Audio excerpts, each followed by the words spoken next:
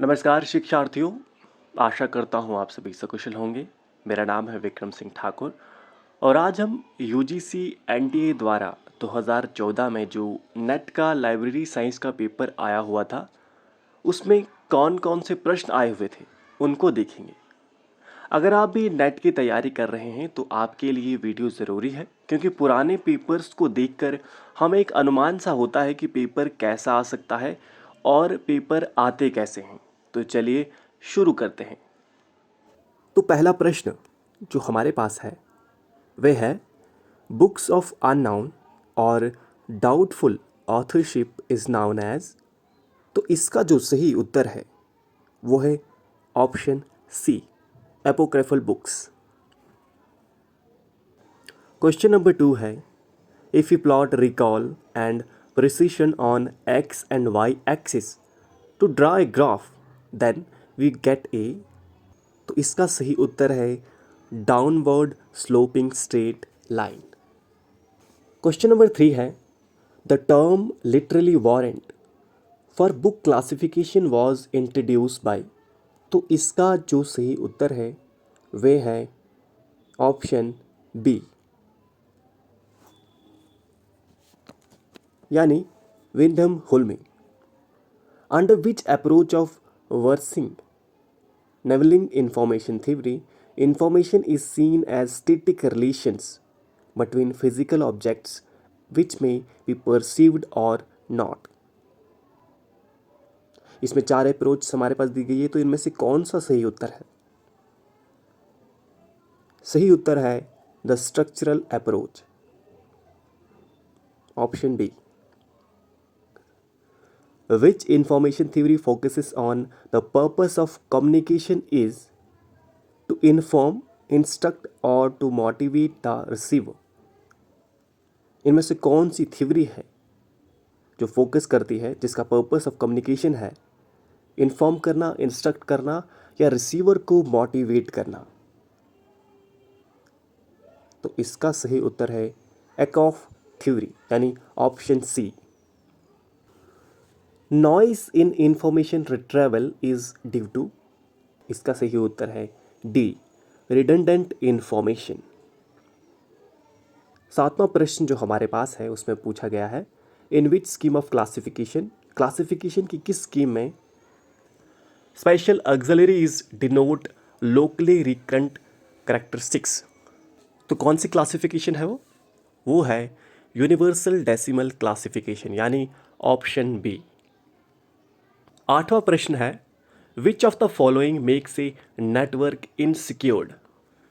इनमें से कौन सा ऐसा ऑप्शन है जो हमारे नेटवर्क को इनसिक्योर कर देता है, खतरे में डाल देता है? तो उसका सही उत्तर है पासवर्ड कैप्चर, यानी सी जो है इसका सही उत्तर है।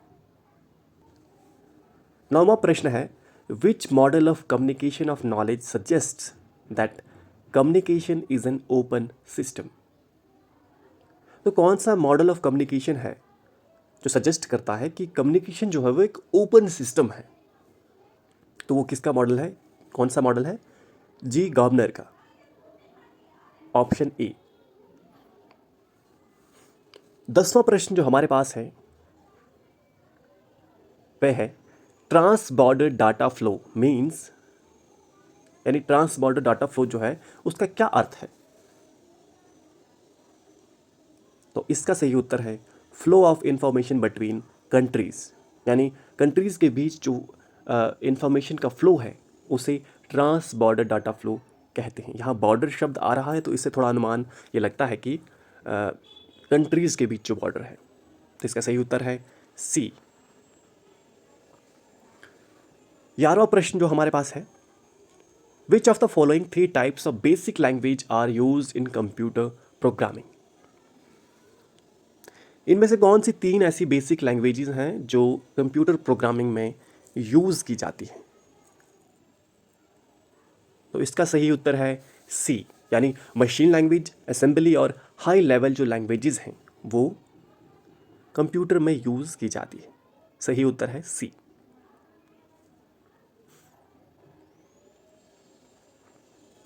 FRBR model consists of which of the following 4 entities? तो इसका सही उत्तर है ऑप्शन बी, यानी work, expression, manifestation and item. Option B. The primary distinction between RDA and AACR is.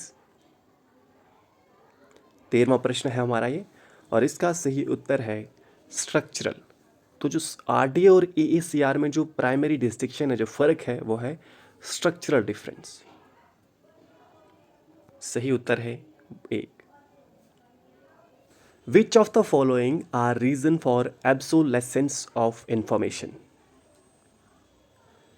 एब्सोलेसेंस का मतलब क्या होता है, यानी जब हमारी जो इन्फॉर्मेशन है वो अब किसी काम की नहीं है, वो आउटडेटेड हो गई है।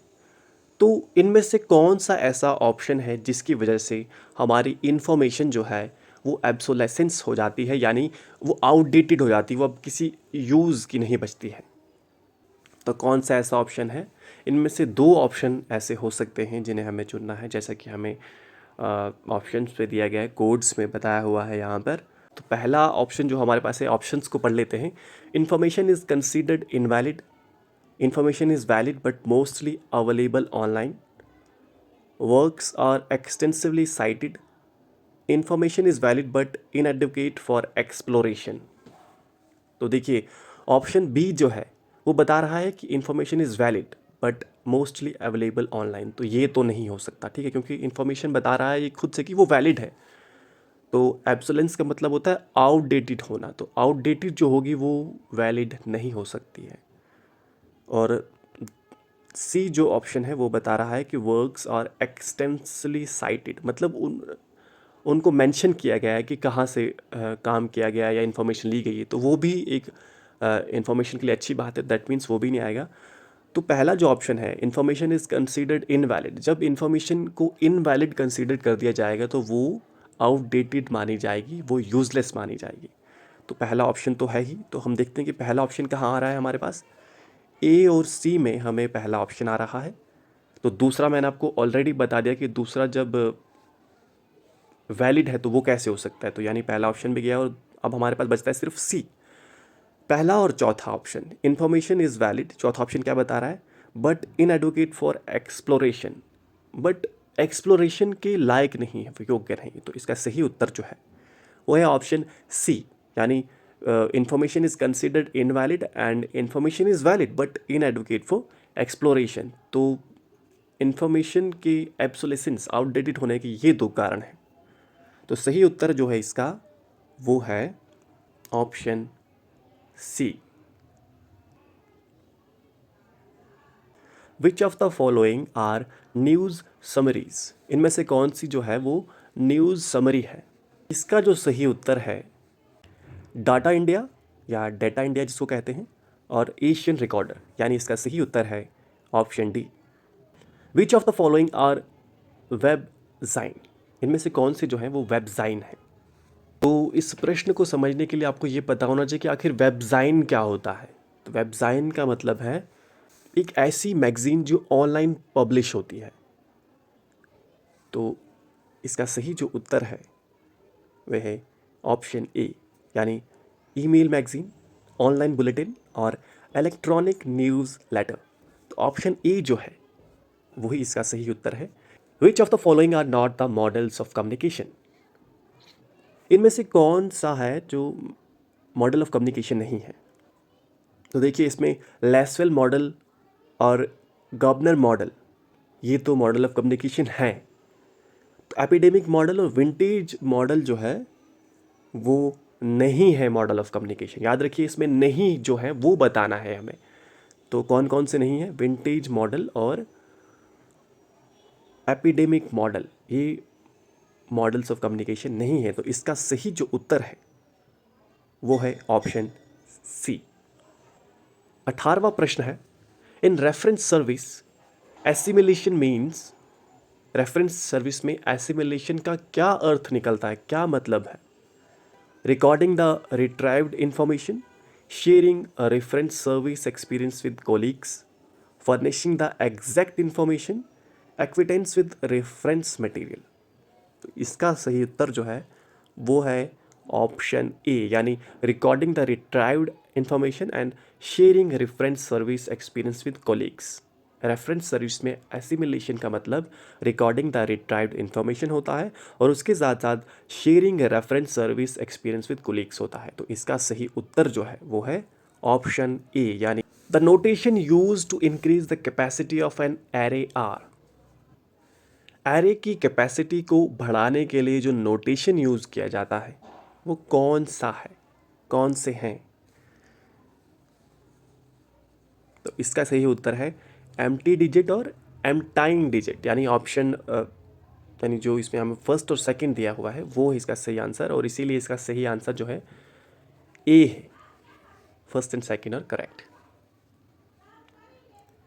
Which of the following are the functions of the physical layer in OSI model? OSI model की फिजिकल लेयर के क्या फंक्शंस होते हैं? तो इसका सही उत्तर है ऑप्शन ए जो हमें नीचे दिया हुआ है कोड्स में, यानी डिफाइंस इलेक्ट्रिकल स्पेसिफिकेशन और functional and procedural meaning of transferring data. OSI model में फिजिकल लेयर के क्या क्या फंक्शन होते हैं ये डिफाइन करता है इलेक्ट्रिकल स्पेसिफिकेशंस को और उसके साथ साथ functional and procedural means of transferring data को। ठीक है, तो इसका ऑप्शन है ऑप्शन ए सही उत्तर। Rich text format RTF is concerned with. तो इसका सही उत्तर है ऑप्शन सी। तो अगला प्रश्न जो है वह है which of the following are non probability sampling. याद रखिए दो तरह की सैम्पलिंग होती है, एक होती है प्रोबेबिलिटी सैम्पलिंग और एक होती है नॉन प्रोबेबिलिटी सैम्पलिंग। और हमने अब बताना है कि नॉन प्रोबेबिलिटी सैम्पलिंग में ऑप्शंस में से दिए हुए कौन से हैं। तो इसका सही उत्तर है कोटा सैम्पलिंग और जजमेंट सैम्पलिंग, यानी ऑप्शन सी इसका सही उत्तर है। Arrange the following in the ascending order of their first year of publication. तो option A is the correct option answer. Arrange the following ISBDs according to their year of formulation.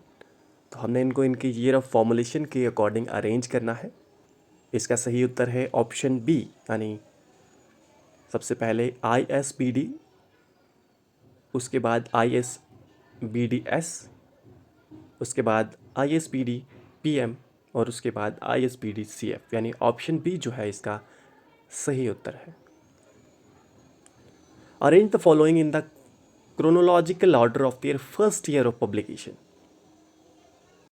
तो इसका सही उत्तर है ऑप्शन ए, यानी सबसे पहले आया है साइंस साइटेशन इंडेक्स, उसके बाद सोशल साइंस साइटेशन इंडेक्स, उसके बाद आर्ट्स एंड ह्यूमैनिटी इंडेक्स और उसके बाद लास्ट में जो आया है वो है ISI वेब ऑफ साइंसेस। तो option A is the correct option here. Arrange the following library acts according to the year of their enactment. तो सबसे पहले हमारे पास जो आया है वह है राजस्थान, उसके बाद लक्षद्वीप, उसके बाद बिहार और उसके बाद अरुणाचल प्रदेश में, यानी इसका सही उत्तर है ऑप्शन डी। ऑप्शन डी इसका सही उत्तर है। Arrange the following processes of research in order. सबसे पहला क्या है, हमने सबसे पहले जब रिसर्च करनी है तो रिव्यू ऑफ लिटरेचर करना है, ठीक है। फिर उसके बाद रिसर्च को डिज़ाइन करना है कि रिसर्च कैसे होगी, क्या क्या चीज़ें होंगी, डिज़ाइन करना पूरा उसको। उसके बाद reflecting and integrating of idea, इसको करना है, इंटीग्रेट करना है और रिफ्लेक्टिंग जो है उसको करना है, और एट द एंड हम करेंगे थ्योरी बिल्डिंग को। तो ऑप्शन ए इसका सही उत्तर है। मैच द फॉलोइंग आया अब हमारे पास, हमें बताना है CILIP कब आया है, ASLIB कब आया है, ALA कब आया है और CMLA कब आया है। तो इसका सही उत्तर सोचिए, आप भी वीडियो को पॉज कर सकते हैं और आप भी इसका स्वयं से उत्तर ढूंढने की कोशिश करें, साथ साथ आप भी पेपर को अटेम्प्ट करने की कोशिश करें। तो इसका सही उत्तर है ऑप्शन ए, यानी CILIP 2002 में आया है, ASLIB 1924 में आया है, ALA 1876 में आया है और COMLA 1972 में आया है। तो इसका सही उत्तर है ऑप्शन ए। फिर से मैच द फॉलोइंग आया हुआ है, तो हमने बताना है कि फिनोमिनम क्या होता है, इसको मैच करना है। स्पेक्ट्रम क्या होता है, मोड्स क्या होता है, डिफ्यूजन क्या होता है। तो इसका सही उत्तर है ऑप्शन बी, यानी फिनोमिनम के साथ आएगा फैक्ट्स और ऑकरेंस। ठीक है। स्पेक्ट्रम क्या होता है, a broad range of varied but related ideas. ठीक है, स्पेक्ट्रम के अंदर आएगा ये। उसके बाद मोड्स क्या है, physical media for grouping of information. और जो डिफ्यूजन है वो है ट्रांसफ़र प्रोसेस, यानी डिफ्यूज़ करना, आपने बांटना। तो ऑप्शन बी इसका सही उत्तर है। फिर से हमारे पास मैच द फॉलोइंग आया हुआ है। यूनियन कैटलॉग किस में आएगा, पैम्फलेट्स और ब्रोचर्स किस में आएंगे, इंडेक्सिंग और एब्स्ट्रैक्टिंग सोर्सेज किस में आएगा, मेमोरीज ऑफ डायरीज किस में आने वाला है। टेरिटरी सोर्स में आएगा, सेकेंडरी सोर्स में आएगा, प्राइमरी सोर्स में आएगा, अनपब्लिश्ड सोर्सेज में आएगा। क्या यूनियन कैटलॉग का टेरिटरी सोर्सेज आता है, तो बिल्कुल आता है। पैम्फलेट्स और ब्रोचर्स किस में आते हैं, प्राइमरी सोर्सेज में आते हैं। इंडेक्सिंग एंड एब्स्ट्रैक्टिंग सोर्सेज किस में आते हैं, सेकेंडरी सोर्सेज में आते हैं। तो इस तरह हमारा जो सी ऑप्शन है वो करेक्ट ऑप्शन है। फिर से मैच द फॉलोइंग है हमारे पास।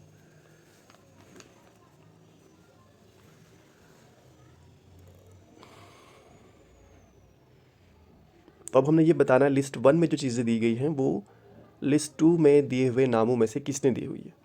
फंडामेंटल्स ऑफ रेफरेंस सर्विस किसने दिया है, FN चेने और WG विलियम्स ने दिया हुआ है। तो ये इसका पहले का जुड़ जाता है।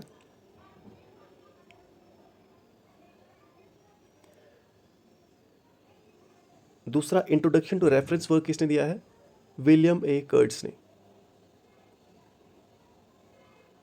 रेफरेंस सर्विस किसने दी है, SR रंगनाथन ने। और गाइड टू रेफरेंस बुक्स किसने दिया हुआ है, AJ वेलफोर्ड ने। तो इसका सही जो ऑप्शन, जो आंसर है, कौन सा ऑप्शन है वो, ऑप्शन डी इसका सही उत्तर है। फिर से हमारा मैच द फॉलोइंग दिया हुआ है और अब हमें फिर से यही बताना है। तो information on important recent happening of India किस में दिया हुआ है, कीसिंग रिकॉर्ड ऑफ वर्ल्ड इवेंट्स में बताया हुआ है। फिर total number of foreigners visited in India in 2012, ये किस में बताया हुआ है, स्टैटिस्टिकल ईयर बुक में बताया हुआ है। Name of prime ministers of India, ये बताया हुआ है इंडिया ए रेफरेंस एनुअल में। और उसके बाद postal address of Anna Hazare, ये बताया हुआ है हुज हू में। ठीक है, तो इसका सही उत्तर जो है वो है आंसर, यानी ऑप्शन बी। फिर से मैच द फॉलोइंग है हमारे पास। स्केलर चेन का मतलब है top to bottom. Esprit de corps का मतलब है एम्फेसिस ऑन टीम वर्क। ठीक है, टीम वर्क पे ध्यान देना, फोकस करना। साइंटिफिक मैनेजमेंट का क्या मतलब है, production efficiency and prevention of waste. मतलब साइंटिफिक तरीके से मैनेजमेंट का क्या अर्थ निकलता है, जब आप प्रोडक्शन पे ध्यान देते हैं, एफिशिएंसी पे ध्यान देते हैं और वेस्ट का प्रिवेंशन करते हैं, कम से कम वेस्ट बने, इस पे ध्यान देते हैं। स्पैन ऑफ कंट्रोल का क्या मतलब बनता है, डायरेक्ट डीलिंग विद सबऑर्डिनेट्स। तो इसका सही उत्तर है ऑप्शन ए।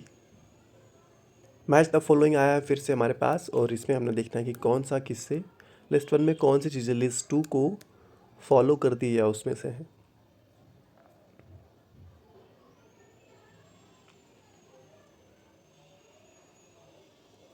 तो चेक कार्ड का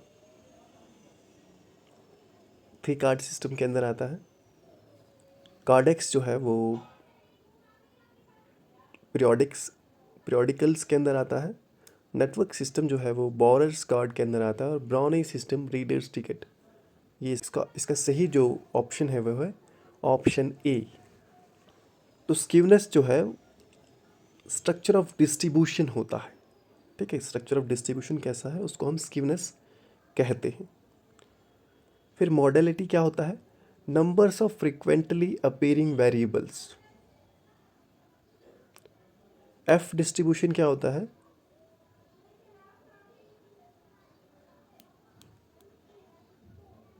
रेशियो ऑफ ची स्क्वेयर वेरिएबल्स, ची स्क्वेयर वेरिएबल। और कोरिलेशन क्या है? Degree of association between two और मोर वेरिएबल्स। तो इसका सही जो उत्तर है वह है ऑप्शन बी। अब ये एक और अलग तरह का प्रश्न है जो आता है, असर्शन और रीज़न इसमें बताया हुआ होता है और हमने देखना है कि क्या ये सही है या नहीं है। असर्शन क्या है इसमें? Mail survey a data collection technique in which questionnaires are mailed to potential respondents who is then fill who in then fill and return at their convenience but become obsolete। Reason क्या है? SurveyMonkey the free online survey tool has totally replace the traditional mail service. तो ये दोनों ही गलत है, यानी इसका सही उत्तर जो है बोथ ए एंड आर और फॉल्स। 37वां प्रश्न क्या कह रहा है? एसेशन क्या दे रहा है? Case situation are seldom comparable and as such the information gathered in case study is often not comparable। और इसका रीज़न बता रहे हैं, the subject under case study are usually described in terms of characteristics exhibit by the subject case itself. तो ये दोनों ही ठीक है, यानी इसका ऑप्शन ए जो है A and R true. Assertion क्या बता रहा है? Intellectual property rights facilitate free flow of information. और reason, effective free flow of information is the prerequisite for knowledge society। देखिए, इंटेलेक्चुअल प्रॉपर्टी राइट्स तो वो फ्री फ्लो ऑफ इंफॉर्मेशन को promote नहीं करता है, फैसिलिटेट नहीं करता है। ये प्रॉपर्टी राइट्स जो हैं वो एक्चुअली रोकते हैं फ्री फ्लो को। आपको उनको बाई करना पड़ता है, वो फ्री में नहीं है। अगर आप कोई बुक या कोई भी चीज़ है, प्रॉपर्टी, इस इंटेलेक्चुअल प्रॉपर्टी राइट के अंदर जो भी चीज़ आती है, आप उसको ऐसे यूज़ नहीं कर सकते without the permission of the owner, the writer. But दूसरा जो इन्होंने बताया है कि इफ़ेक्टिव फ्री फ्लो जो है वही एक, मतलब ये एक मेन चीज़ है अगर आपको नॉलेज सोसाइटी बनानी है तो इसका सही उत्तर है ऑप्शन बी, यानी A is fall and but R is true. The total output of Indian publication is reflected in the Indian national bibliography. Reason, a number of publishers in India are defaulters and do not deposit their publication as per delivery of books and newspaper। तो पहला option हमें बता रहा है the total output of Indian publication is reflected इन, जितनी भी Indian total output है Indian publication का वो किस में दिखता है हमें? इंडियन नेशनल बिब्लियोग्राफी में। तो क्या ये सही है?